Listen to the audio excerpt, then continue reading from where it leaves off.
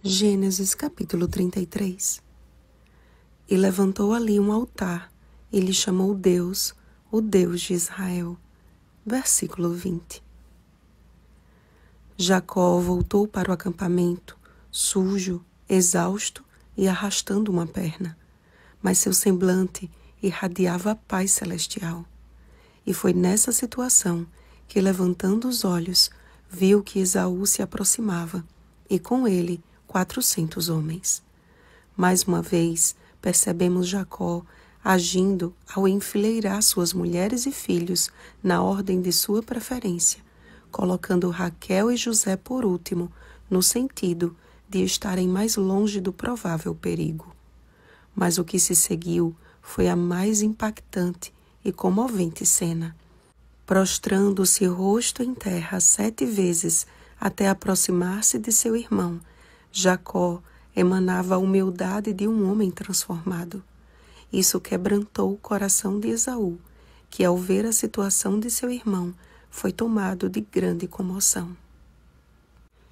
Imaginem o que pode ter passado na mente de Jacó ao ver Esaú correndo ao seu encontro. Mas o que ele pode ter pensado que seria a corrida da vingança foi a corrida do abraço. Esaú correu-lhe ao encontro e o abraçou, arrojou-se-lhe ao pescoço e o beijou, e choraram. Foi um dos reencontros mais comoventes relatados na Bíblia.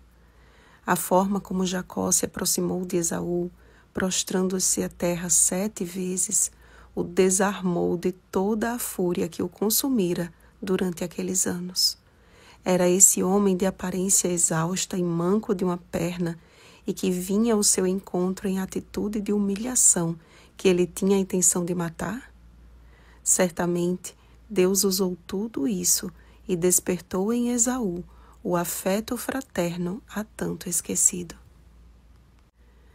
Ao olhar mais adiante, Esaú percebeu a diferença entre os que estavam com ele e os que estavam com Jacó, pois enquanto ele estava acompanhado de um exército de 400 homens, Jacó vinha ao seu encontro com suas mulheres e meninos e alguns servos.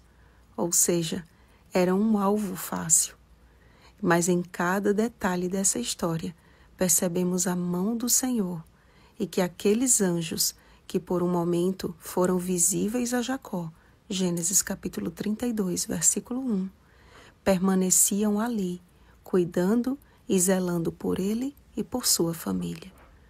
Tanto que até mesmo Esaú, através de sua atitude amistosa, foi usado por Deus para acalmar o seu coração. E ao insistir para que Esaú aceitasse seus presentes, Jacó declarou: porquanto vi o teu rosto como se tivesse contemplado o semblante de Deus. Contudo, o reencontro dos 2 irmãos, por melhor que tenha sido, não significava que poderiam voltar a habitar juntos. 2 irmãos, mas 2 destinos completamente diferentes. Sabemos que Esaú havia escolhido um caminho contrário à vontade de Deus, e Jacó bem sabia disso. Com sabedoria e muito jeito, ele dispensou voltar com seu irmão e dispensou a companhia de qualquer de seus homens, ao alegar que caminharia no passo do gado e no passo dos meninos. Com muito respeito, despediu-se de Esaú, que voltou pelo caminho por onde viera. E comprando Jacó uma parte do campo em Siquém, levantou ali um altar e lhe chamou Deus, o Deus de Israel.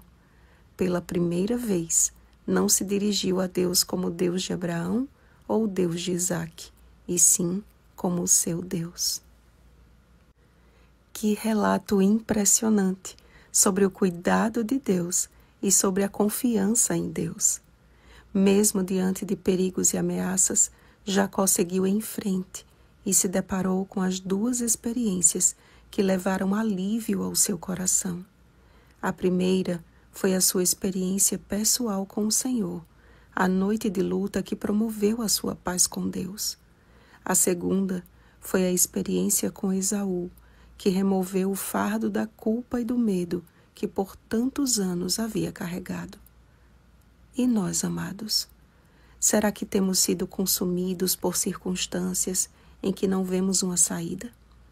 Em que precisamos ter a coragem de dar o passo na direção da solução, mas parece que estamos correndo na direção errada? Jacó sabia exatamente para onde ir. Ele havia resolvido fazer a vontade de Deus e confiar no Senhor. Como vimos ontem, ele saiu do vale de Jaboque como um homem diferente. Sobre essa mudança, Ellen White escreveu: em lugar da astúcia e engano, sua vida assinalou-se pela simplicidade e verdade. Aprendera a lição de confiança singela no braço todo-poderoso. E por entre provações e aflição, curvava-se em humilde submissão à vontade de Deus. Os elementos inferiores de seu caráter foram consumidos na fornalha de fogo. O verdadeiro ouro foi refinado, até que a fé de Abraão e de Isaque apareceu aclarada em Jacó. Patriarcas e Profetas, página 208. Se olharmos com fé para cima, apegando-nos à palavra de Deus e abrindo nosso coração ao Senhor como a um amigo, Ele mesmo dirigirá os nossos passos na direção certa e nos dirá: este é o caminho, andai por ele.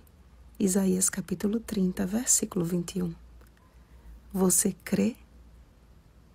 Então oremos, amados. Pai Celestial, nós te louvamos por quem Tu és, Deus misericordioso e amoroso, que zela por nossa vida e por nossa salvação. Continua iluminando a nossa mente com a luz da Tua palavra, fortalecendo assim a nossa fé em Ti e nos dando coragem de fazer a coisa certa. Guia-nos, Senhor, em Teu caminho eterno e purifica a nossa vida até que sejamos o Teu ouro refinado. Em nome de Jesus. Amém. Vigiemos e oremos. Bom dia, guiados por Deus. Oremos pelo batismo do Espírito Santo. Oremos uns pelos outros. Rosana Garcia Barros.